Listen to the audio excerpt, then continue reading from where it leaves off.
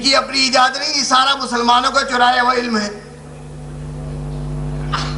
ابھی تو میں مثالیں پیش کروں گا، لیکن ایک چھوٹی سی مثال کہ سب سے پہلا جو آپریشن ہوا دنیا میں وہ امام جعفر صادق علیہ السلام کے شاگرد جابر بن حیان نے کیا، کہ جو چھٹے امام کے شاگرد تھے۔ تو اسی طرح اسلام کی جتنی اچھی چیزیں تھی، ترقی کی چیزیں تھی، وہ ساری انہوں نے چرا لی۔ ہمارے کتاب خانے یا جلا دیے یا وہاں سے کتابیں لے کے چلے گئے۔ اس کی بہترین مثال آج کے دور میں ملتی ہے کہ جب یہ امریکہ عراق میں آیا تو آنے کے بعد جو سب سے بڑا کام ہوا وہ یہی ہوا کہ کتاب خانوں سے کتابیں کنٹینر بھر بھر کے جہازوں میں لے جائے گئی اپنے ملکوں میں۔ انہیں ہماری کتابوں سے کیا ملتا ہے؟ انہیں قرآن پڑھ کے کیا ملتا ہے؟ انہیں تفسیر پڑھ کے کیا ملتا ہے؟ انہیں نہج البلاغہ پڑھ کے کیا ملتا ہے؟ ہم نہج البلاغہ پڑھتے عقیدت میں، یہ نہج البلاغہ پڑھتے تحقیق کے لیے۔ ہم قرآن پڑھتے عقیدت میں، اللہ کا کلام ہے، یہ عقیدت میں نہیں پڑھتے، یہ اس میں دیکھتے کتنی گہرائی ہے، کتنی حقیقت ہے، اور مقصد تک پہنچ جاتے ہیں۔ تو آج دنیا کی جو ترقی ہے اس میں یا علی یا اولاد علی کا ہاتھ ہے۔ تو کبھی مسلمان پریشان نہ ہو، اپنے ذہن میں یہ بات بیٹھا لو کہ آج جو کچھ ان کے پاس سرمایہ ہے سارا اسلام کا دیا ہوا ہے۔ یہ جتنے ہیومن رائٹس کے قانون ہیں نا، آپ اگر اس کو اٹھا کے دیکھیں تو یہ سارے اسلامی قوانین ہیں، صرف نام بدل دیا، ہیومن رائٹس کر دیا، لیکن یہ سارے اسلامی قوانین ہیں۔ یہ بھی تو کسی نے بڑی اچھی بات کہی کہ مسلمان دیکھنے ہیں تو یہاں آ جاؤ، اسلام دیکھنا ہے تو یورپ چلے جاؤ، کہ جو اسلام کی تعلیمات ہے وہ وہاں نظر آتی ہیں۔ لیکن مسلمان کو پریشان نہیں ہونا چاہیے، اور کبھی بھی اگر پریشان ہو جاؤ تو ہمیشہ درے اہل بیت پہ آؤ، ہر مشکل کا حل مل جائے گا۔ آج جو مسلمان اتنا پریشان ہے نا، پہلی مجلس میں بھی یہی ہم نے کہا اور آج بھی کہہ رہے اور کہتے رہیں گے کہ آج جو مسلمان اتنا پریشان، اسلام اتنا ایسا بدترین مذہب بنا دیا گیا کہ اپنے آپ کو یہ کہتے رہے کہ میں مسلمان ہوں، شرمندگی محسوس ہوتی ہے۔ کیوں؟ اس لیے کہ کرواتے یہی ہے لیکن دکھاتے تصویر کس کی؟ دیکھو مسلمان تھا۔ لیکن حوصلے بلند رکھیں اور اس بات کا عہد کر لیں کہ جب بھی کبھی کوئی پریشانی، کوئی مصیبت آئے، قرآن اور اہل بیت سے تمسک کریں، ساری مشکلیں حل ہو جائیں گی۔ امریکن یونیورسٹی سے ایک رسالہ نکلتا ہے، اس رسالے کا طریقہ یہ کہ سال میں ایک مرتبہ ایک سوال پوچھتا ہے، اور اس سوال پہ بڑی بھاری رقم انعام میں دی جاتی ہے۔ اب وہ سوال کسی سے بھی پوچھ لے، کوئی بھی تاریخ، کسی ہسٹری سے پوچھ لے، سائنس سے پوچھ لے، میڈیکل سے پوچھ لے، ایک ایسا سوال لے کے آتا نادر نایاب کہ جس کے جواب دینے پر لاکھوں ڈالر دیے جاتے ہیں۔ جو میں کہہ رہا ہوں نا کہ دنیا ابھی تک علی اور اولاد علی سے استفادہ کر رہی ہے۔ ہماری بدبختی یہ کہ ہم کتاب نہیں پڑھتے، ان کی خوش قسمتی یہ کہ وہ کتاب پڑھ لیتے۔ کبھی اگر آپ کا کبھی ٹریولنگ ہو اور کسی آپ ایسے ایئرپورٹ سے گزرے کہ جہاں پہ ساری قومیں جمع ہوتی ہیں، تو آپ کو خصوصیت کے ساتھ ہندوستان اور پاکستان کے لوگ ٹہلتے ہوئے ادھر ادھر نظر گھماتے نظر آئیں گے، اور ٹرانزٹ فلائٹ پہ آنے والے یورپین کتاب پڑھتے نظر آئیں گے۔ ان کو اگر 10 منٹ بھی مل جائے تو وہ مطالعہ کرتے ہیں، تو اسی لیے ترقی کرتے ہیں۔ تو یہ تو مومن کا عقیدہ ہونا چاہیے تھا، یہ تو مومن کا عمل ہونا چاہیے تھا، لیکن بہرحال تو یہ سوال دیا گیا، اس رسالے میں آیا کہ وہ کون سے جانور ہیں کہ جو انڈے دیتے ہیں، وہ کون سے جانور ہیں جو بچے دیتے ہیں۔ سوال اتنا چھوٹا سا ہے اور جواب بھی کوئی طولانی نہیں چاہیے، 2 لائن میں جواب چاہیے۔ اب ذہن میں کیا آتا ہے کہ اس کا جواب یا امریکہ سے آئے گا، یا یورپ کے کسی کنٹری سے آئے گا، یا جرمنی سے آئے گا، یا جاپان سے آئے گا۔ لیکن جواب کہاں سے آ رہا ہے؟ لبنان کے ایک عیسائی سے، کیونکہ لبنان وہ ملک ہے کہ جس میں عیسائی، اہل سنت اور اہل تشیع تینوں مل کے ساتھ رہتے ہیں۔ صدر عیسائی ہوگا، وزیر اعظم اہل سنت کا ہوگا، تو اسپیکر اہل تشیع ہوگا۔ تو یہ جواب جو آیا ایک کرسچن کے توسط سے آیا، اور جب انہوں نے، کیونکہ جواب جو دے گا وہ تو ماہر حیوانات ہونا چاہیے، زولوجسٹ میں ماہر ہونا چاہیے، کہ جس نے زندگی بھر تحقیق کی ہو جانوروں کے اوپر، اور اس نے جو جواب دیا وہ جواب بالکل صحیح، انہوں نے تحقیق کی۔ اس نے کہا کہ جس جانور کے کان باہر ہوں وہ بچے دیتے ہیں، جن کے کان اندر ہوں وہ انڈے دیتے ہیں۔ انہوں نے تحقیق کی تو پتہ چلا بالکل ایسے ہی ہے، کہ قدرت نے یہ معیار رکھا ہے کہ جس جانور کے کان باہر ہوں وہ بچے دیتا ہے، جس کے کان اندر ہوں وہ انڈے دیتا ہے۔ لیکن یہ حیران اس بات پہ کہ یہ لبنان کا عیسائی کوئی زولوجسٹ نہیں ہے، کوئی ماہر جانور شناس نہیں، اس سے کیسے پتا چلا؟ بھائی ان کو تو گھمنڈ یہی نا کہ سارا علم تو ہمارے پاس ہے، ساری معلومات تو ہمارے پاس ہے۔ یہ جواب نہ جرمنی سے آیا، نہ کینیڈا سے آیا، نہ امریکہ سے آیا، یہ آیا بھی تو کہاں سے؟ ایک لبنان کے عیسائی کے پاس۔ کہا تمہیں انعام تو دیں گے، لیکن یہ بتاؤ تمہیں یہ پتہ کیسے چلا؟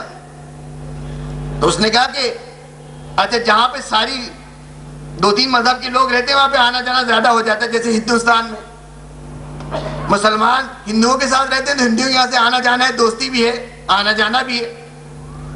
تو اسی طرح لبنان میں اگرچہ کرسچن ہے تو کیا ہوا، لیکن بہرحال آنا جانا ہے۔ تو کہا اس کرسچن سے پوچھا کہ تمہیں انعام تو دیں گے، لیکن یہ بتاؤ کہ تمہیں یہ پتہ کیسے چلا ہے جبکہ تم کوئی زولوجسٹ نہیں ہو، ماہر جانور شناس نہیں ہو؟ اس نے کہا میرا ایک دوست ہے جس کا تعلق اہل تشیع سے ہے، میرا آنا جانا اس کے گھر رہتا ہے۔ ایک دن میں اس کے گھر بیٹھا تھا، اس نے کہا مجھے ذرا 10 منٹ کے لیے کہیں جانا ہے، تم بیٹھو میں بھی آتا ہوں۔ کہا وہ 10 منٹ کے لیے گیا تو میں نے اس کی کتابیں جو شیلف پہ رکھی تھی اس کو چھاننا شروع کیا۔ ایک کتاب کھولی تو اس کے اندر ان کے پہلے امام سے 1400 سال پہلے یہی سوال کیا گیا تھا۔ تو یہ میرا جواب نہیں ہے، یہ تو میں نے اس کتاب میں پڑھا تھا۔ میں نے کہا دے دیتا ہوں، اگر صحیح ہو گیا تو انعام مل جائے گا، غلط ہو گیا تو کوئی آ کے مارے گا نہیں۔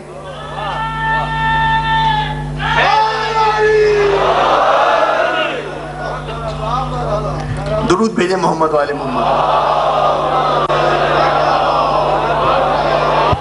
تو دنیا آج بھی فائدہ اٹھا رہی ہے علم علی سے۔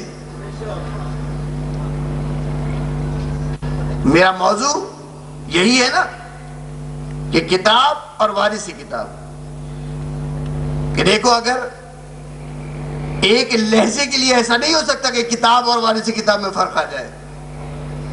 جس طرح قرآن کہتا ہے کہ وَلَا رَطْبٍ وَلَا يَابِسٍ إِلَّا فِي کِتَابٍ مُبِينٍ، ہر خشک و تر میرے اندر موجود ہے۔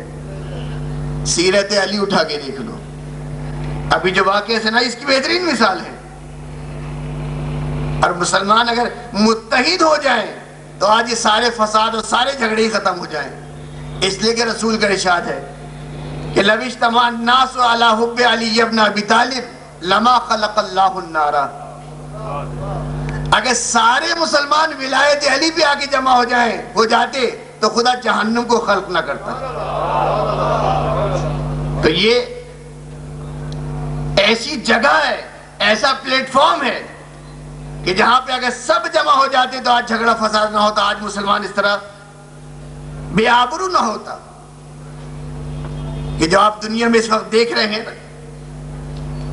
لیکن اس کی وجہ یہی ہے کہ جب چھوڑ دیا گیا، الگ کر دیا گیا، اب مصیبت و پریشانی تو آئے گی، کیونکہ ولایت علی وہ چیز ہے کہ جس کی اتنی تاکید اصول کافی میں امام محمد باقر علیہ السلام ارشاد فرماتے کہ بنی الاسلام علی خمسۃ، اسلام کی بنیاد 5 چیزوں پر ہے۔ ستون یعنی پلرز، کہ جس طرح یہ شامیانہ جو قائم ہے ان باسوں کے ذریعے سے قائم ہے نا، کہ اگر اس کو بیچ والے کو ہٹا دو فوراً شامیانہ گر جائے گا۔ اسی طرح بلڈنگ ہوتی ہے کہ پلرز پہ قائم ہوتی ہے، سارا یہ بلڈنگ کا وجود اسی پلر کے ذریعے سے ہے۔ تو امام ابن ارشاد فرماتے کہ بنی الاسلام علی خمسۃ، اسلام کی بنیاد 5 چیزوں پر ہے: نماز، روزہ، حج، جہاد اور ولایت۔ اس کے بعد امام فرماتے کہ جتنی تاکید ولایت کی گئی، اتنی تاکید نہ نماز کی گئی، نہ روزے کی گئی، نہ حج کی گئی، نہ جہاد کی گئی۔ پھر اس کے بعد امام علت بیان کرتے یہ دیکھو نماز واجب ہے اور نماز کی اتنی تاکید ہے کہ پیغمبر اسلام کی حدیث ہے کہ ردت ما سواہا قبلت ما سواہا. روز قیامت جو پہلا سوال ہوگا وہ نماز کا ہوگا کہ نماز پڑھی تھی یا نہیں پڑھی, اور اگر نماز قبول کر لی گئی تو ساری عبادتیں قبول کر لی جائیں گی, اور اگر نماز کو رد کر دیا گیا ساری عبادت کو رد کر دیا جائے گا. لیکن امام کہتے ہیں کہ نماز انسان کبھی نہیں چھوڑ سکتا, حتیٰ اگر ڈوب بھی رہا ہو تو اسے نماز پڑھنی ہے, نیت کرے اور ڈوب کے مر جائے, لیکن نماز کی نیت کرنی ہے, ایسا واجب. لیکن امام کہتے ہیں کہ ایک وقت ایسا آتا ہے کہ اسلام نماز چھوڑنے کی اجازت دیتا ہے. جب کسی مومن کی جان کا مسئلہ آ جائے نا, جیسے کوئی مومن ڈوب رہا ہے اور آپ کو سوئمنگ آتی ہے اور آپ کی نماز بھی قضا ہونے والی, اسلام کہتا ہے نماز چھوڑو تو مومن کی جان بچاؤ. جہاد واجب ہے, لیکن انسان مریض ہو جائے, بوڑھا ہو جائے یا معذور ہو جائے, اسلام کہتا ہے تم پہ جہاد معاف ہے. روزہ واجب ہے, لیکن انسان رمضان میں بیمار ہو جائے, یہ سفر اختیار کر لے تو اللہ کہتا ہے ابھی روزے معاف ہے, بعد میں اس کی قضا کر لینا. امام ایک ایک چیز کی علت بیان کر رہے ہیں, لیکن کہتے ہیں لیکن ولایت, ہماری ولایت ایسی چیز ہے کہ جو ایک لہجے کے لیے بھی اللہ نے کہا کہ اس پہ سے ہاتھ اٹھا لو, ہم تمہارے معاف کر دیں گے. یہی تو وجہ ہے, یہی تو وجہ ہے کہ یہ ولایت اگر راسخ ہو جائے انسان کے دل و دماغ میں تو بظاہر وہ انسان نظر آتا ہے, لیکن وہ بھی انسان نہیں رہتا. بظاہر وہ عام انسان کی طرح چلتا پھرتا نظر آئے گا, لیکن وہ عام انسان نہیں ہوگا. کیوں؟ اس لیے کہ یہ ولایت ہی تو ہے کہ جو انسان تو کیا, ہر وہ مخلوق کے جس نے ولایت کا اقرار کیا, خدا نے اس میں نکھار پیدا کیا. ایک شخص آیا چھٹے امام, امام جعفر صادق علیہ السلام کے پاس,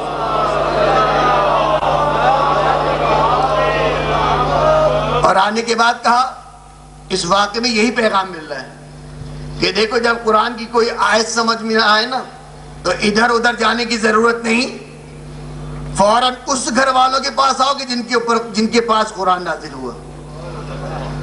اب قرآن کی مشکل ترین آیت ہو یا آسان آیت ہو, کبھی اپنی مرضی سے حل کرنے کی کوشش نہ کرنا, ورنہ یہی قرآن ہدایت کا باعث بھی ہے, یہی قرآن گمراہی کا باعث بن جاتا ہے. مولا کائنات کی حدیث ہے کہ رب تالی القرآن والقرآن یلعنہ, کتنے ہی قرآن پڑھنے والے ایسے ہی قرآن پہ لعنت بھیجتا ہے. یہ حدیث کیا بتا رہی ہے کہ جب قرآن پڑھ کے غلط سمجھو گے تو یہی قرآن کے جو باعث رحمت و برکت ہے, یہی تو قرآن تم پہ لعنت بھیجے گا. تو آیت سمجھ میں نہیں آئی پڑھنے راوی کو. آیت کون سی ہے؟ وَلَتُسْأَلُنَّ يَوْمَئِذٍ عَنِ النَّعِيمِ, آخری پارے کی آیت ہے. کہ جس آیت کو اگر آپ تھوڑا سا اینالائز کریں, تھوڑا سا دقت کریں, تو یہ آیت کیا پیغام دے رہی ہے؟ کہ اردو میں اور فارسی میں تو ایسی چیزیں کم نظر آتی ہیں, لیکن عربی الحمدللہ ایسی زبان ہے کہ اتنی وسیع اور اتنی فصیح و بلیغ ہے کہ ذرا ذرا زیر زبر پیش سے معنی زمین آسمان کا فرق ہو جاتا ہے. جیسے انعمت علیہم, ترجمہ کیا ہے؟ ہم نے ان پر نعمتیں نازل کی.